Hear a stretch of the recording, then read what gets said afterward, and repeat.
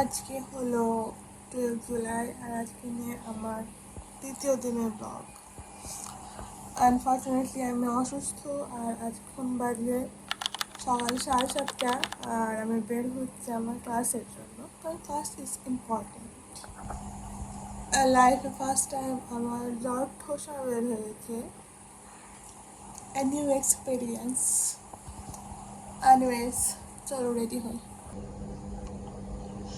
Ignore মাই ঢিলা ঢালা গেঞ্জি প্লিজ, আর আমার ব্যাকগ্রাউন্ডও, কারণ ব্যাকগ্রাউন্ডে আমার হাজবেন্ড এখনো ঘুমাচ্ছে, কারণ এখন অনেক সকাল ভাই, এত সকালে নর্মালি আমিও উঠি না। লাস্ট 2 দিন ধরে আমার জ্বর হয়েছে, বাট কি কারণে জ্বরটা আসলো বুঝি নাই। আজকে সকালবেলায় রিয়েলাইজ করেছি যে আমার জ্বর আসার কারণ কি। আমি অতিরিক্ত গরম থেকে হুট করে এসির মধ্যে বসে যাইতাম, আবার হুট করে এসি রুম থেকে বের হয়ে যেতাম, এটাই মেবি কারণ। আর এই যে এখানে জ্বর ঠোসা ব্যথা করছে ভাই। এখন দেরি হয়ে গেছে, এখন রেডি হই।